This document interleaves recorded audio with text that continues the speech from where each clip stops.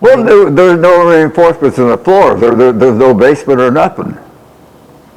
Was it up on a hill? No, California's hilly as hell, yeah. And one of the, well, They use that, subfloors? Huh? What'd they use for a subfloor? Yeah, yeah. so what other type of work did you do on that house? In Stevie's house, I did irrigation, I did electrical work there. I took stuff up in the chimney, put an antenna up. Was any of his children living at home at the time, or were they all No. gone? Was any of his children living at home? His children were home, and he says, I'm sorry I'm not working, I have to do my homework. I asked him just to hold the damn ladder. I was up 30 feet in the ladder, and I said, can you hold the bottom of the ladder, so it doesn't slide? He said, I can't do that, I gotta do my homework. Oh, Lord. Oh, Lord. That is amazing. Yeah, but he's a kid that had all kinds of guns and rifles in his bedroom. He never shot a gun or nothing, never military or nothing. That's interesting. But he had a fetish for collecting guns. Boy, he had them in the room there. Yeah. Wow. Mostly rifles? Rifles, pistols, anything. Did you collect guns? Huh? Did you collect guns? No, I never collected a gun. My father never went hunting or nothing. I didn't know anything about a gun When was the first time you used a gun? in the service. And once you get out of the service, did you ever use a gun again? No, and after that, no, I didn't go hunting or nothing, no. To this I never day- carried a pistol in the glove compartment or nothing. To this date, you're almost 99 years old. You've been out of the service for almost 80 years. Did you have a gun since in the last 80 years? No, You had not owned? I never had a gun in the glove compartment, never had one home. Never. You had no interest. No reason for it, no reason for it. But in the service, you primarily had a 45 caliber pistol, an M1, and a heavy machine gun, right? The carbine, yeah. Uh-huh. Well, I was qualified everything. You're in the service, you go to the boot camp, you qualify for everything. So later, as time went on, you became, you might say, friends with your brothers, and you went to work on both their houses, right? Yeah, I went to both houses, yeah.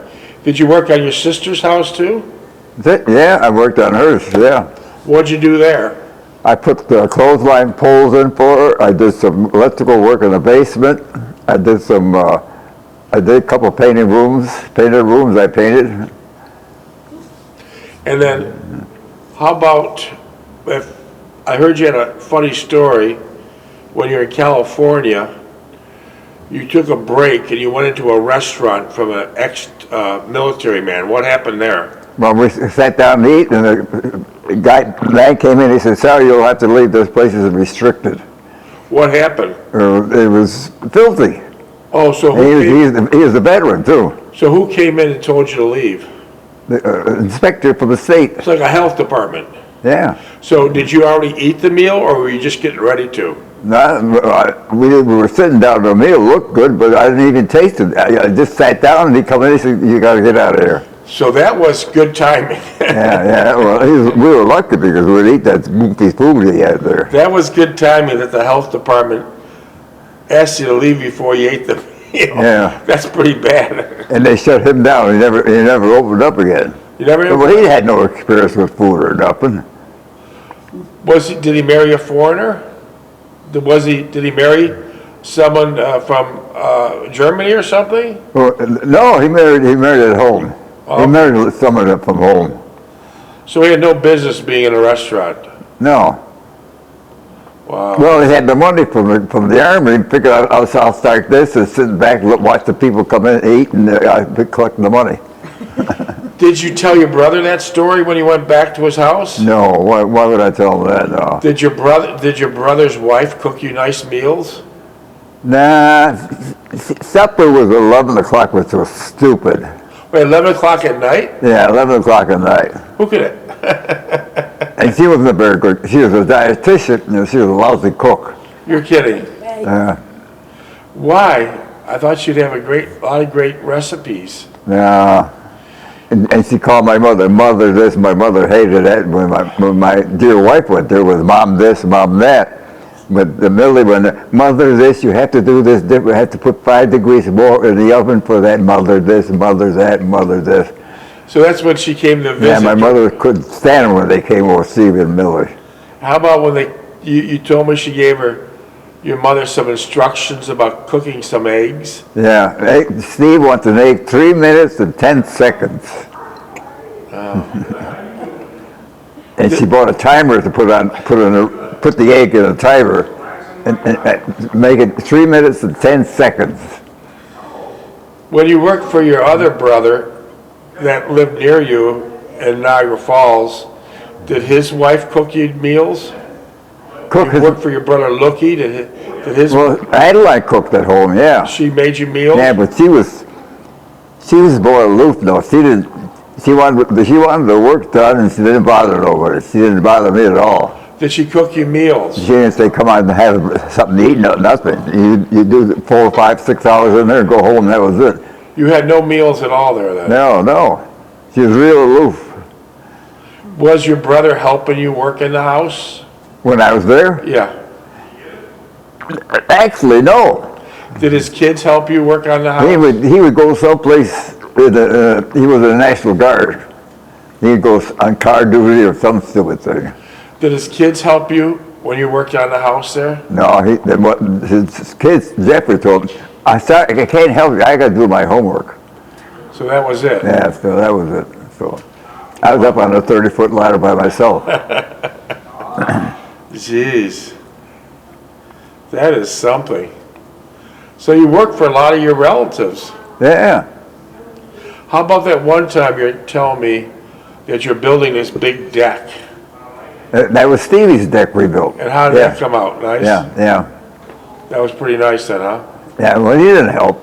You were helping me, but I mean, you were young then. Yeah. But he wouldn't help you, your brother? No, he didn't help much. Did your sister's husband help you? Charlie? No, smoking a cigar? No, he wasn't doing that work, no. He couldn't even paint the room. You couldn't paint a room? He paid some guy $35 to paint the room for my mother. Back then, were you allowed to smoke? I mean, was it customary to smoke a cigar in someone's house? I mean, now it's not a good idea to smoke. No, my mother wouldn't allow anybody to smoke in the house. And so did they? Adeline would come in and she insisted on smoking at home in the kitchen. And I told Adeline, I got a sign that says no smoking. Why don't you adhere to that sign? Hey, I'm here for visiting your mother. I don't want to hear all this charmy stuff about smoking. I want to smoke, I'll smoke. I was going to tell her, well, get the hell out. And so did she stop eventually? No. Then her husband My tried. mother got some excuse that she didn't say directly that she didn't want her ever because she was smoking. She told her directly that she wasn't cooking supper Sunday afternoon or nothing for the kids. She said, I can't do that anymore, just as an excuse to get away from Adeline. When you just said that your brother-in-law was smoking cigars, did he also smoke in your mother's house? In my mother's house? Yeah, the not cigar. cigars. Well, he didn't smoke because my mother had a sign up on the door, and if he lit up, she'd kick his ass out. You're kidding me. Yeah. She kicked his ass Yeah, out? so my father never smoked at home. Where did he smoke? Outside in the alley or in the backyard, or never stayed in the house. Would your mother allow him to? My mother, well, as long as he stayed out, they'd bring that smoke in the house. So who was the only one, I'm trying to narrow this down, who was the only one that smoked in that house? Nobody. I thought, Adeline would come in, but she insisted sitting at the kitchen table 7 o'clock at night on Sunday night. Talked to my mother, and I said, Adeline, you're smoking. Paul, and she said, I'm here just enjoying myself, and smoking is part of my enjoyment. so they'd only come on Sundays at 7, was that it? Yeah, so I finally got, my mother and I got to talking, and I said, well, we got to get rid of her, that stupid smoker to them. So my mother said, I can't do any cooking, I can't make any suppers for Sunday and that. We cut that out. But she would come down during the week, they'd come in and start smoking. I'd come in, I said, Adeline, you're smoking. So did she finally stop smoking in the house? No. After all the times you told her? Yeah. Well, Charlie would hook up once in a while to smoke a damn cigar in the house. Wait, he would smoke a cigar in your mother's house? Yeah. And what I did, told him, Charlie, that your wife's bad enough smoking a cigarette, but it's a cigar sticks like a locomotive. and it sticks on the furniture, it sticks on the couch. Sticks on the curtain, sticks on everything. You never get rid of it. And what did he And say? it sticks on your clothes. You can hear it. You know, everybody that smokes, they got sticker all over their soul. And what did he say? Did he finally stop? Huh? Did he finally stop? No. He started coming over. Which was a relief for my mother. Wow. She told me, she said, what? You know, Paul, she said, my mother used to call me Paul. You know, Paul, we got around there, got rid of him, didn't we? Unbelievable. Unbelievable. So besides that, you had a pretty peaceful, Huh? besides that, you had a pretty peaceful home, besides all the smoke. You mean my family? Yeah, you had a pretty... With Delphine and I? Yeah, Oh, yeah. yeah, we had no problem. No problem at all. We were a loving, care couple, a family group, yeah. The minor things was the cigar and And cigarette smoke. Delphine, I loved my mother because that was the best thing that happened to my mother. The last 15 years, she was so she was lonely. Delphine come in, mom this, she come down 6 o'clock Sunday afternoon, watch Lord's Walk. 10 o'clock, I could hear her chattering going upstairs, Oh, no upstairs. kidding. That's 10 beautiful. o'clock. How about, did your mother spend much time with your wife's mother? Well, my wife's mother, Yeah, Mrs. Stulak, yeah. well, when she came over on a Sunday to visit her and her husband, my mother would come down for a while, yeah. So your mother got along with them? Oh, yeah, but she didn't see her that much. She never went to the house. They never got that close. They would come over Sunday afternoon to visit Delphine, and then my mother went down and said, well, she said, I got to go down and make an appearance because I'm part of the family. So she went down and talked to her a while and said, well, I got to go. I'm cooking something. Go up there. That would be the end of it. I see. That's really interesting. Did you go to Canada much? Well, I took my mother to Canada for food. The food was cheaper there, and the meat was good. The meat was real good in Canada. So every Saturday afternoon, I took her to Canada. And then when Delphine came along, we would go there. We'd get some of the food there too. Where were you going to, where were you starting this trip to Canada? What? Where were you when you went to Canada? How far away? Niagara Falls, Ontario. We went to Toronto.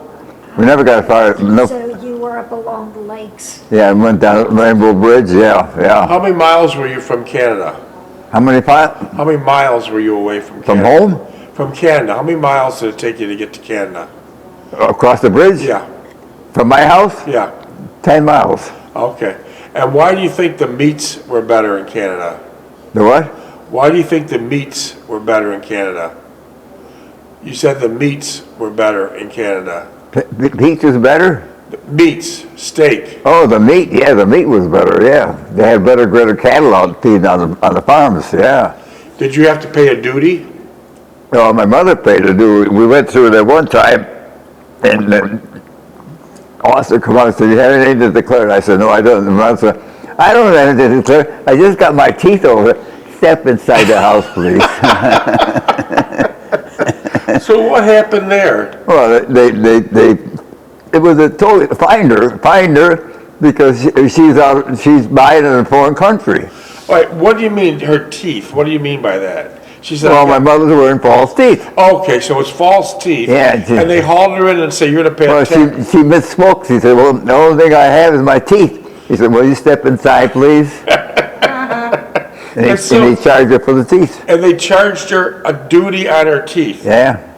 I Because she never heard didn't do it in Canada. Well, she did it in Canada, Why yeah. did she do it in Canada? It was cheaper, the dentist was better, she thought. Was it like right near Clifton Hill? The dentist, was that right near Clifton Hill? Where was the dentist at in Canada? What, Niagara The Falls? dentist was right in town, Niagara Falls, Toronto or someplace. And so they asked if you had anything to declare, and your mother was kind of proud of her new teeth. And she says, yeah, my new teeth. Yeah. And they said, what did they say to her? He said, come in, please. And so what's she have to do, fill out a form? He fined her for the cost of the teeth and the fine for being provided from outside of our country. Probably comes $150. And what'd your mother say then? Well, my mother was pissed off. Did she said, say- "Oh, well, I'm not going back to Canada," but we went back there for the food. Did she and say for the anything meat, to yeah. you? Did she blame you for anything? No, I didn't know that. Was she yelling at the customs agent? No, she said, "I don't have anything to declare, just my teeth. Come inside, please." She said, "Well, I misspoke," and she paid the fine, and that was it. Oh, wow. But she didn't come up with us to Canada anymore. She didn't go to Canada at all. She went to Tops and the other one they had there. I never heard of paying a duty on your teeth. I didn't either. Yeah. That's a new. That's stretching it. Yeah, I imagine today it's probably worse. yeah. I imagine today it's probably worse. Well, look at the Canadians that come there when they go to these big shopping centers. That was 10 years ago. They go to the store in the waiting rooms, change all their clothes, and take them outside the old clothes and put them underneath the car. So when they left the parking lot, the car would be filled with piles of clothes on the pavement. They would dress all their clothes in new stuff so they had to pay the duty. So let me understand this. They would come to the American side now, the Canadians, and they would wear their raggy, dirty clothes, and they'd go into a store in Canada, in New York, and they put on all these clean, brand new American clothes at a discounted price. And then when they started going home, underneath the car, they threw the clothes took underneath the all car. the Because junk. how could they get them home? So this way here, they avoided a duty. Yeah, because she's put them in the car. She had to go past the duty. She has to go back to get into the States, so she left them underneath the car. At that time, when you noticed that, were the parking lots full of clothes? Yeah. Wow. I never knew that. I forget the name of the department store we went through. I can't think of it. Twin Fair? Huh? Value? Twin Fair? No, it was Twiz. There was a big department store. Had a big parking lot. Wow. I think it was in Buffalo. That is amazing. That is amazing. Did you go to Canada often? Well, I think I took my mother at least once a week to Canada. She liked the meat.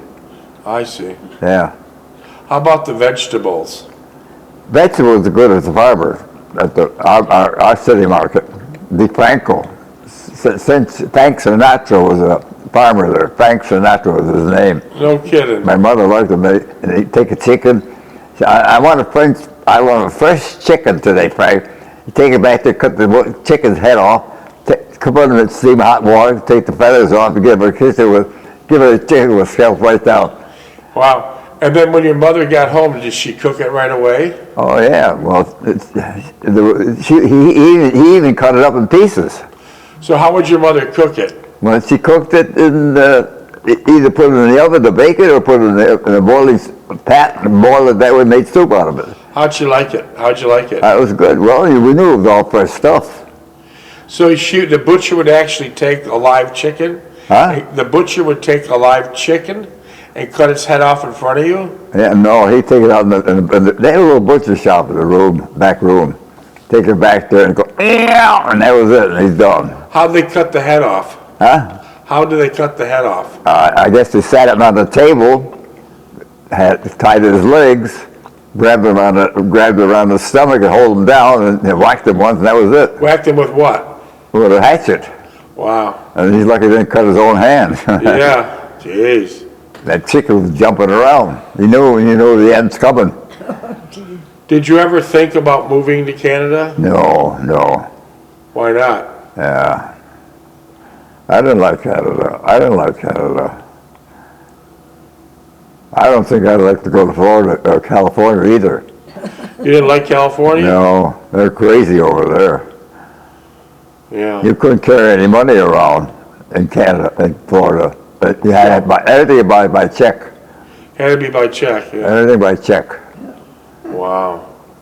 And then you had to when you went out, you put all the windows down, put all the lights on, put all the music real hard, so that somebody would think there's someone living in the house. There's a lot of theft over there, a lot of theft.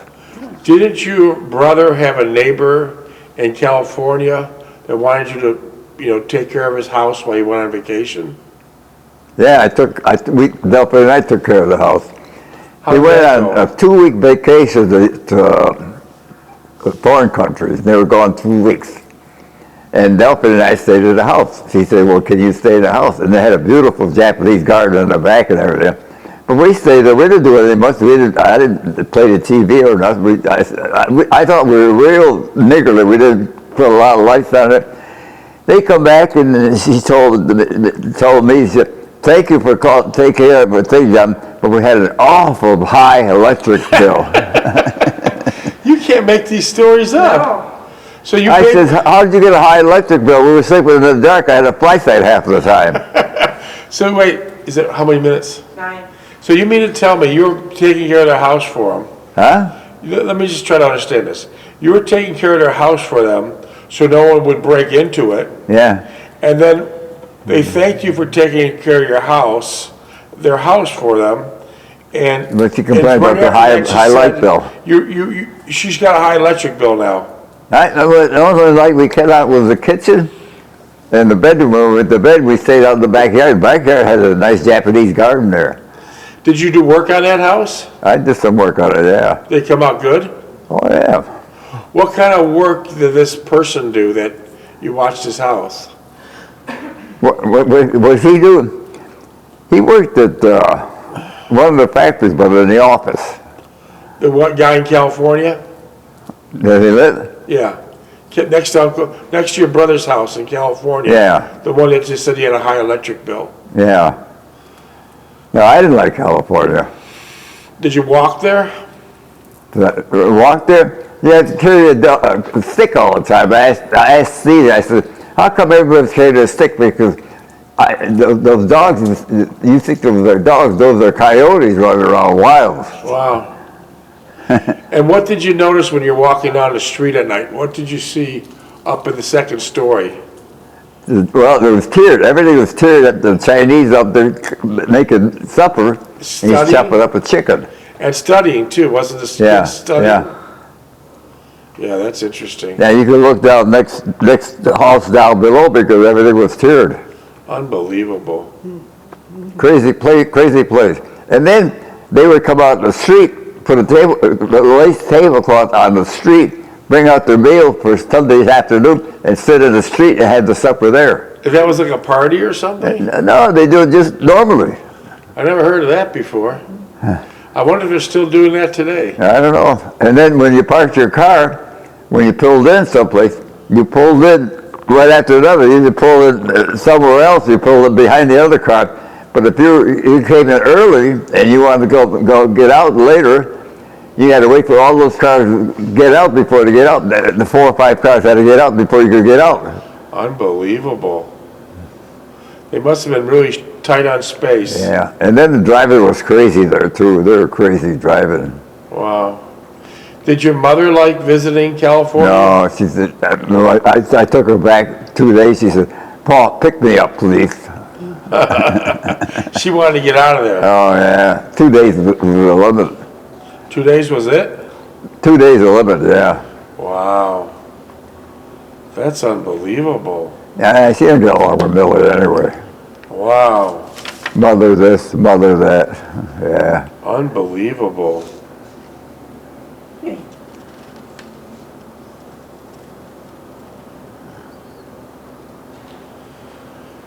The contest of the wills went on all summer, and there was never any justifiable reason given why I should not go to school in the fall.